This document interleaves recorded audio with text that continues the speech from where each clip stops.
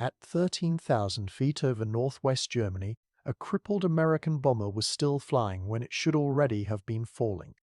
On December 20, 1943, a B-17 Flying Fortress from the U.S. 8th Air Force drifted out of formation after a bombing run over Bremen. Its tail was shredded, its fuselage torn open, and one engine was failing. Standard procedure for a bomber in that condition was simple: abandon aircraft, bail out, and survive as prisoners of war. But inside this aircraft, the crew did not jump. They kept flying deeper into one of the most heavily defended airspaces on Earth. The bomber was known as U-Old Pub, a B-17F assigned to the 379th Bomb Group operating from RAF Kimbolton in England. Like thousands of American heavy bombers in 1943, its purpose was strategic: destroy German industry through sustained daylight bombing. The doctrine was brutally mathematical. Formations would absorb losses, individual crews would be replaced. The objective was to break the enemy's capacity to wage war faster than replacements could be trained. Yet doctrine assumed one critical condition: that damaged bombers could either stay within formation or exit the battle quickly. Once a fortress became isolated over Germany, survival rates collapsed. That morning, heavy anti-aircraft fire and German fighter intersections had already shattered portions of the American formation. The old pub absorbed direct hits that damaged control systems and severed internal wiring. Oxygen lines leaked, guns jammed, several crew members were wounded. The bomber's defensive strength, its overlapping .5 caliber machine gun coverage, was compromised just as German interceptors began focusing on stragglers falling behind the main formation. Inside the aircraft, the crew faced a narrowing set of options.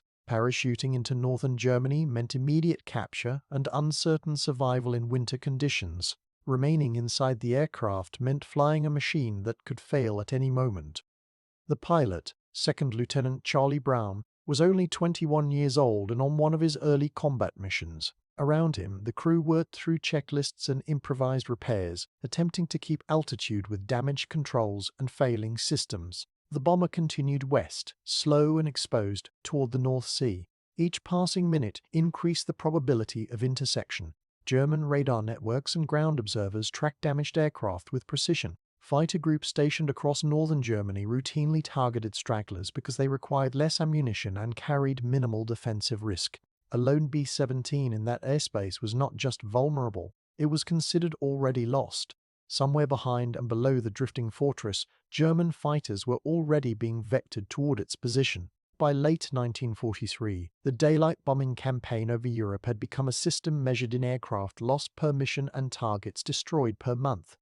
The U.S. 8th Air Force, operating from bases across eastern England, launched hundreds of heavy bombers at a time toward industrial targets inside Nazi-occupied Europe and Germany itself. Their primary aircraft, the B-17 Flying Fortress and the B-24 Liberator, relied on formation flying as their principal defense. Tight combat box formations allowed bombers to overlap fields of machine gun fire, creating a moving defensive grid intended to deter enemy fighters. Within that grid, a bomber was difficult to approach.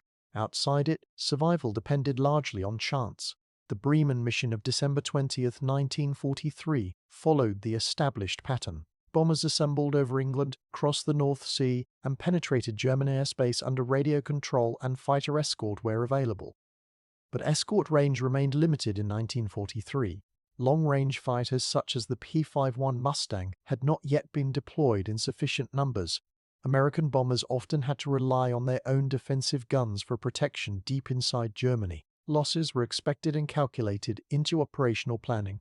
During the approach to Bremen, German defenses responded with coordinated precision. Radar stations detected incoming formations, while anti-aircraft batteries positioned around key industrial zones prepared concentrated flak barrages. German fighter units, flying aircraft such as the Messerschmitt Bf-199 and Focke-Wulf F-199 launched timed interceptions designed to strike bombers as they approached or departed target areas. These interceptors often attacked from head-on angles at high speed, firing 20mm cannon and heavy machine guns capable of inflicting catastrophic structural damage within seconds. U-Old Pub absorbed that damage during the return leg of the mission. Flak bursts punched through the aircraft's nose and midsection. Fighter passes followed, exploiting the bomber's decreasing speed and compromised gun coverage. Once separated from its formation, the aircraft's vulnerability increased exponentially. American doctrine acknowledged this risk. Isolated bombers were unlikely to survive extended exposure to German fighter zones. Crews were trained to bail out if an aircraft became uncontrollable or structurally unsound. Yet abandoning a bomber was rarely straightforward. Crew members depended on internal movement paths that could be blocked by debris or damage. Parachutes had to be secured under extreme cold and oxygen deprivation.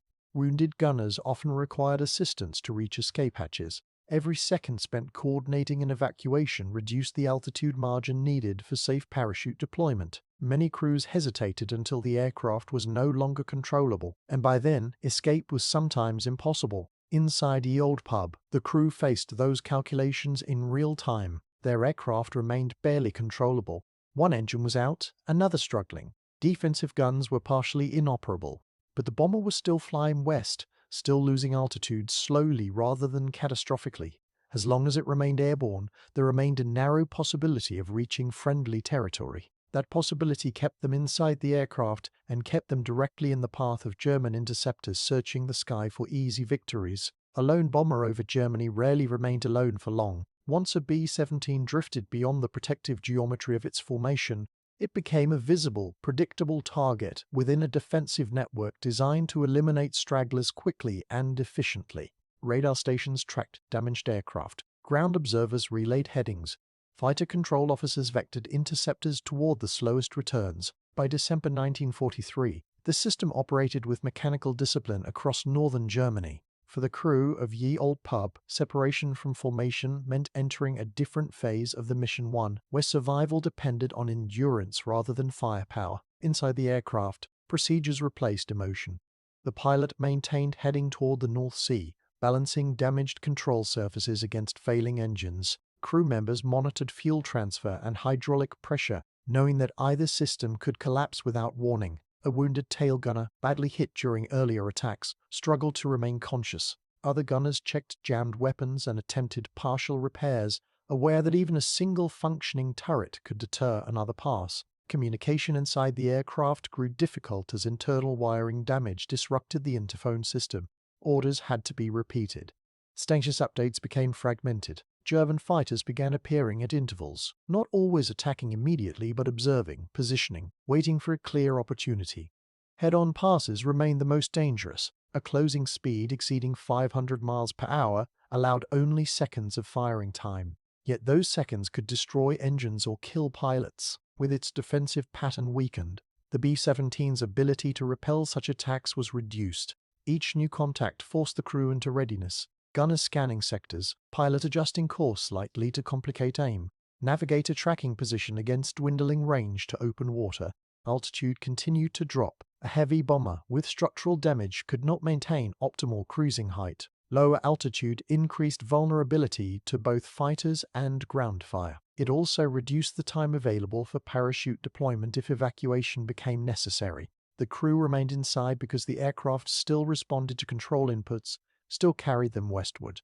But the margin for error narrowed with every mile. Reports from German interceptors likely circulated across radio channels describing a damaged fortress moving alone. Whether the number of attacking fighters reached 30 or felt like 30 from inside the bomber mattered little. The effect was cumulative pressure, repeated sightings, repeated engagements, repeated reminders that the aircraft had not yet left hostile airspace. Meanwhile, fuel consumption calculations indicated limited endurance if additional engines failed.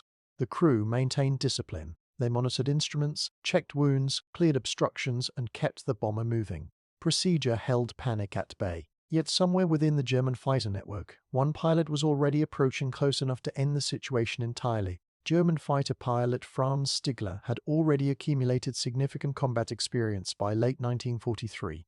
Serving with Jagdgeschwader 27, a Luftwaffe fighter wing that had operated across multiple theaters, he understood both the tactical and personal dimensions of aerial combat. Bomber interception formed a central component of Germany's defensive strategy. Each destroyed B-17 represented not only a tactical success but also a reduction in the sustained pressure being applied to German industry and infrastructure. When ground controllers directed him toward a damaged American bomber moving west, the assignment followed standard operational logic: intercept, engage, destroy. Approaching the target, Stigler expected minimal resistance. Straggling bombers typically presented straightforward engagements, particularly if defensive guns were already disabled. From distance, the B-17 appeared heavily damaged, trailing smoke and flying below optimal formation altitude. As he closed in, preparing for a firing pass, details became clearer. Sections of the aircraft's fuselage were visibly torn. The tail assembly showed severe structural damage. Movement inside the bomber suggested wounded crew members attempting to maintain positions rather than prepare coordinated defense. Crucially, defensive gunfire was limited or absent. Such conditions transformed the engagement from combat to something less defined. Luftwaffe doctrine emphasized aggressive interception, yet many experienced fighter pilots retained personal codes shaped by earlier air combat traditions. Attacking a heavily damaged aircraft incapable of effective defense could be interpreted as routine wartime necessity. It could also be interpreted differently as destruction without tactical risk. Stigler maneuvered closer, examining the bomber at a range where individual crew movements became visible through shattered sections of the fuselage. He attempted to signal the bomber using standard aerial gestures, indicating direction and altitude changes that might compel the American crew to land at a German-controlled airfield. A forced landing would result in capture rather than death. From the German perspective, this outcome remained strategically useful. Prisoners could be interrogated and the aircraft potentially examined. That from inside the B-17 cockpit, a German fighter flying close alongside suggested imminent attack or deception. The American pilot maintained course toward the coast. The situation compressed into seconds of decision. Stigler possessed the opportunity to destroy the bomber with minimal resistance. He also possessed the ability to refrain. Remaining in position without firing exposed him to risk from German ground defenses or other fighters that might misinterpret his actions. Yet he did not open fire. Instead, he matched speed with the damaged fortress and continued flying alongside it as both aircraft moved toward the northern coastline. What followed would transform a routine interception into one of the most unusual aerial encounters of the war. A German fighter flying in close formation with an American bomber over occupied Europe was not a neutral act. It created confusion within an air defense system built on immediate identification and rapid engagement. Anti-aircraft batteries positioned across northern Germany operated under standing orders to engage hostile aircraft entering their firing zones. Yet those same batteries were trained to avoid striking friendly fighters. When a Luftwaffe aircraft appeared in close proximity to a target, gunners were forced into hesitation seconds of uncertainty that could mean the difference between firing and holding. Franz Stigler maintained position beside the damaged B-17 as it continued westward. From the ground, the sight of a German fighter escorting rather than attacking a bomber would have been ambiguous. Identification through optical rangefinders depended on angle and distance. A fighter positioned near the bomber's flank could disrupt a clear shot without explicitly signaling intent. Whether by design or instinct, Stigler's proximity reduced the likelihood of concentrated flak engagement during that segment of the flight. It did not eliminate danger, but it altered the defensive picture enough to matter. Inside Yale Depot, the crew remained unaware of any protective effect. They observed a German fighter close enough to fire at any moment. The pilot held the bomber steady despite compromised control response. Instruments indicated unstable engine performance and declining fuel margins. The wounded required constant monitoring. Oxygen flow remained inconsistent due to earlier damage. Every passing minute increased the strain on both aircraft and crew. The B-17's speed remained limited, making it vulnerable to interception by additional German fighters operating in the region. A single radio transmission from Stigler or a ground observer could have summoned reinforcements quickly, yet no such engagement materialized during the escort phase. The damaged bomber continued toward the North Sea, gradually approaching the boundary between German-controlled airspace and open water. Weather conditions and visibility influenced detection range for both sides. Cloud layers offered intermittent concealment, but also complicated navigation and formation. As coastline indicators appeared on navigation instruments, the tactical calculus shifted. Over land, forced landing meant capture. Over water, even a damaged aircraft retained a chance, however narrow, of reaching England. Stigler held position until the bomber's course and altitude made interception by German ground defenses increasingly unlikely. At that point, maintaining proximity served no further protective purpose and increased his own exposure to questioning or suspicion. He broke formation and turned away, leaving the B-17 to continue alone across open water. The American crew, still uncertain of the fighter's intentions, maintained course toward England. Survival now depended entirely on whether the damaged aircraft could remain airborne long enough to reach friendly territory. What had just occurred over Germany would remain unrecorded in official reports, yet its consequences would shape the memories of both crews long after the war ended. The B-17 reached England in a condition that defied routine explanation. Aircraft returning from missions over Germany often displayed flak damage and combat wear, but Yale Pub arrived with structural damage severe enough to raise immediate questions among ground crews and intelligence officers. Sections of the fuselage were visibly compromised. Control surfaces showed evidence of multiple impacts. Several defensive guns were inoperable. Crew members were treated for wounds and exposure. Maintenance teams assessed whether the aircraft could be repaired or would be written off entirely. Standard procedure required a detailed debrief following each mission. Air crews provided information on enemy defenses, flak concentrations, fighter tactics, and any unusual encounters.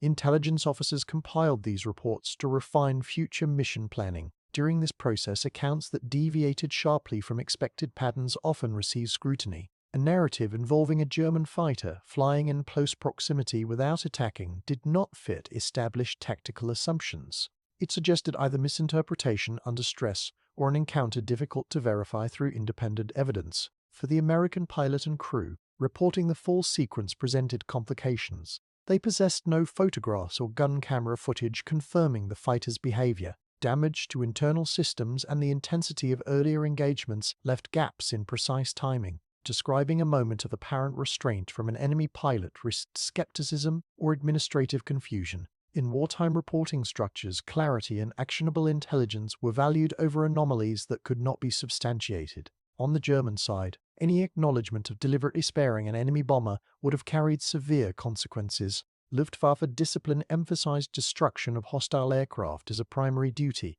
Failure to engage without clear justification could be interpreted as dereliction or worse. Operational reports typically recorded victories, losses, and confirmed engagements. An unreported interception that resulted in neither destruction nor capture would leave little trace within official documentation. As a result, the encounter entered a period of quiet omission.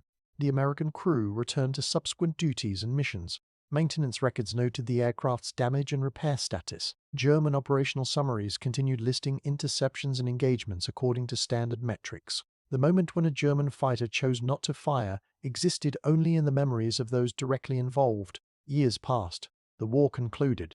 Records were archived. Veterans resumed civilian lives across multiple countries. Yet unresolved experiences possess a persistence that formal reports cannot erase. For one American pilot, the memory of that encounter remained distinct enough to prompt a question decades later. Who was the fighter pilot who had the opportunity to destroy his aircraft and chose not to? Decades after the war ended, the memory of a damaged bomber and a silent German fighter remained unusually precise in the mind of the American pilot who had survived that December mission. Time had softened many wartime recollections into fragments, but this encounter retained its clarity. The aircraft's condition, the position of the fighter, the brief moments of uncertainty, these details remained fixed. As veterans aged and wartime experiences shifted from immediate memory to historical reflection, the need to understand unresolved moments often grew stronger. For Charlie Brown, the question was simple but persistent. Who had been in that fighter, and why had he chosen not to fire? The search began informally. Like many former airmen, Brown maintained connections within veterans associations and aviation history communities. Reunions, correspondence networks, and small publications circulated among former crew members and historians. Through these channels, individual wartime experiences occasionally surfaced and found matches across former enemy lines. Yet locating a specific Luftwaffe pilot from a single encounter over northern Germany in 1943 required more than general inquiry. It required alignment of records, recollections, and plausible operational timelines. Brown began sharing the account publicly during the 1980s, describing the damaged B-17, the fighter that approached without firing, and the unusual escort toward the coast. Aviation historians and researchers took interest, cross-referencing German fighter units operating in the region on that date. Jagdgeschwader deployments, sortie logs, and surviving pilot testimonies provided possible leads. Still, without direct confirmation from the opposing pilot, The event remained a compelling but unverified wartime anomaly. The breakthrough came through a veterans network in Canada, where many former Luftwaffe personnel had emigrated after the war. Among them was Franz Stigler, who had served as a fighter pilot in 1943 and later settled in North America. When contacted and presented with the account, Stigler recognized the incident immediately. He recalled intercepting a heavily damaged B-17 near the German coast, approaching close enough to observe its condition, and deciding not to fire. The alignment of details, aircraft damage, location, timing left little doubt. Two men who had shared a brief and dangerous intersection of flight paths in 1943 were now confirming the same event from opposite perspectives. Their eventual meeting transformed a private memory into documented history. It demonstrated that the encounter had not been misinterpreted or imagined under stress. It had occurred exactly as remembered. A German fighter pilot had chosen not to destroy a defenseless bomber, and an American crew had survived because of that decision. With confirmation established, the story moved beyond personal recollection and entered the broader historical record. What remained was to understand what that moment meant within the larger context of a war defined by relentless aerial destruction. As the story of the December 1943 encounter became known beyond the two pilots involved, it occupied an unusual place within the history of the air war over Europe. Strategic bombing campaigns and interceptor operations were typically evaluated through statistics: sorties flown, targets destroyed, aircraft lost. Individual moments of restraint or personal judgment rarely appeared in operational summaries, yet this encounter demonstrated how individual decisions could exist alongside and occasionally diverge from institutional objectives. The American bombing campaign over Germany represented a sustained effort to degrade industrial capacity and shorten the war. German fighter units and air defenses operated with equal determination to repel those attacks and protect their own infrastructure. Within that framework, pilots on both sides were trained to prioritize mission success above personal consideration. Combat efficiency depended on adherence to procedure and engagement rules that left little room for hesitation. Even so, combat also placed individuals in situations where training and circumstance intersected with personal judgment. The damaged B-17 continued flying because its crew adhered to procedure until no procedure remained. They managed systems, assisted wounded crewmates, and maintained course toward England despite mounting risk. The German fighter pilot who intercepted them faced a different calculation. He possessed clear tactical advantage and operational justification to attack, yet the visible condition of the bomber and its crew introduced a factor not easily quantified within combat doctrine. His decision not to fire altered the outcome for the bomber's crew without altering the broader trajectory of the war. In later years, when both men spoke publicly about the encounter, the emphasis often rested not on heroism but on recognition of shared vulnerability within aerial combat. Thousands of aircraft and crews had been destroyed during the strategic bombing campaign. Losses were accepted as necessary within the larger military framework. Against that background, the survival of a single damaged bomber due to an enemy pilot's restraint stood out precisely because it was so rare. The aircraft itself did not survive the war as an artifact.